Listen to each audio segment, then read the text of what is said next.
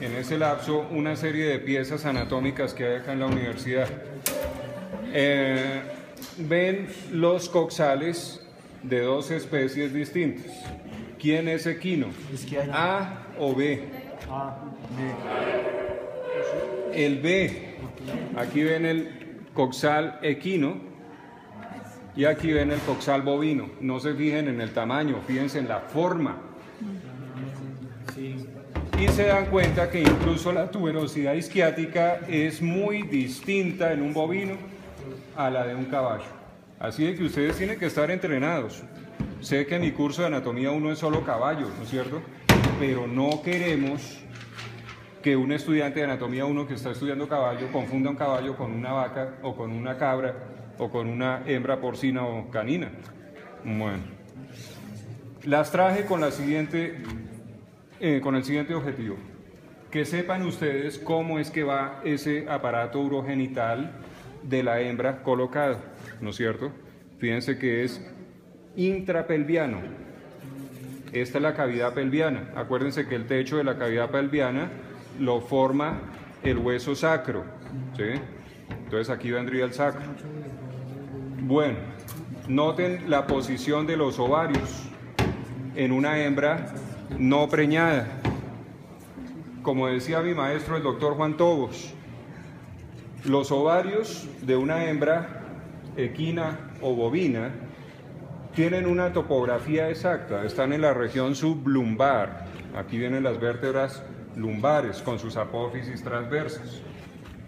Ven que en una hembra vacía, es decir, que no está en preñez, los ovarios siempre se ubican por debajo de la ijada o flanco, que fue lo que estudiamos. Más exactamente en la región sublumbar. Él decía que a la mitad de la distancia entre la última costilla y la tuberosidad coxal. Ya cuando hay preñez, obviamente, esos ovarios empiezan a irse hacia adelante y hacia el piso de la cavidad abdominal, dependiendo del tiempo de gestación. Entonces, ya sabiendo cómo va ubicado esto, fíjense la vejiga, cómo se apoya sobre el hueso pubis, ¿no es cierto? Entonces, ya tenemos varios puntos de referencia importantes. Antes del corte que se hizo de la clase, vimos ovarios, salpinges en el punto intermedio entre ovarios y cuernos de útero, salpinges o trompas uterinas o trompas de falopio, cuernos de útero que son rectos en yegua, esto es yegua, ven en una hembra bovina, cuerpo del útero, no traje mis herramientas, cuerpo del útero, donde se unen los dos cuernos, cuerpo del útero.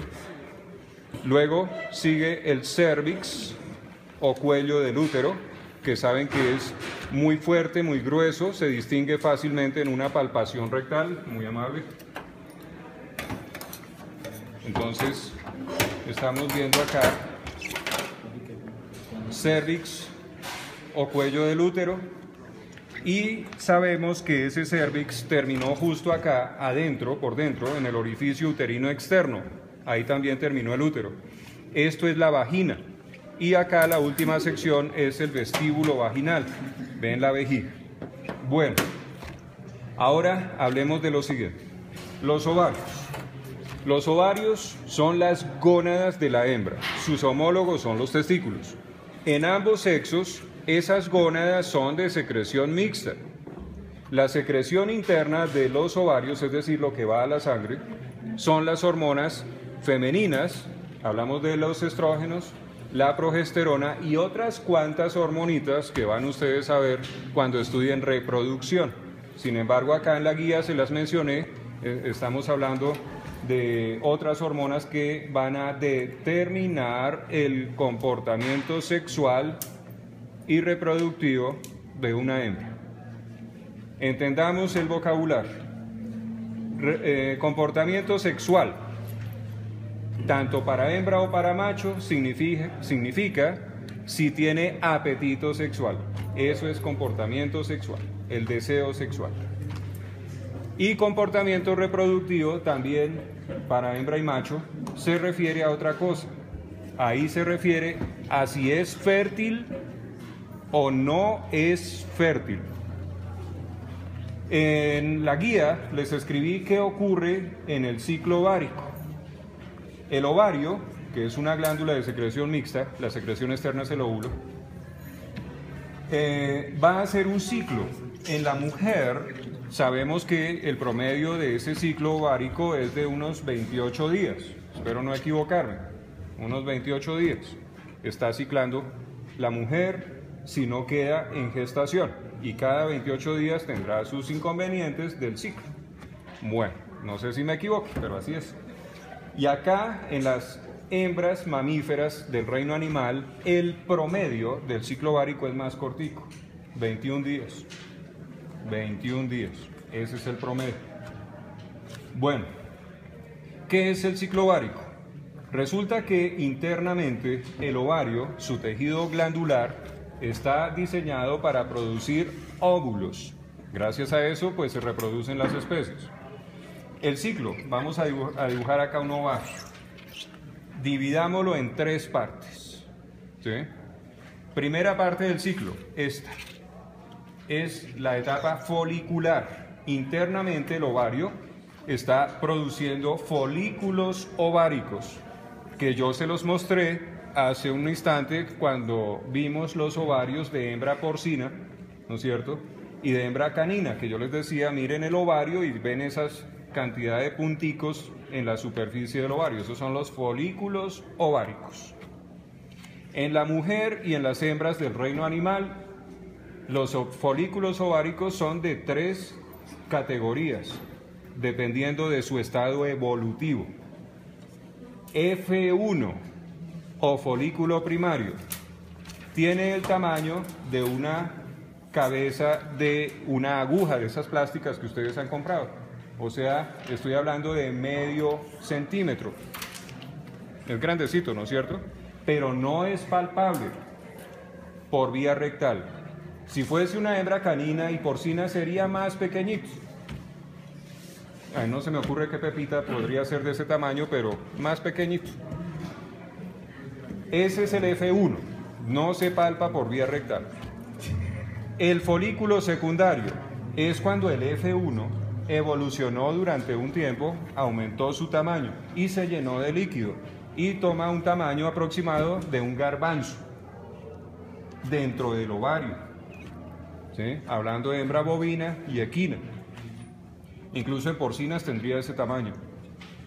Ese es un F2 o folículo secundario. En la mujer, muy aproximado. Y el F3, que es el tercer y último estado de maduración de los folículos que están desarrollándose dentro del ovario.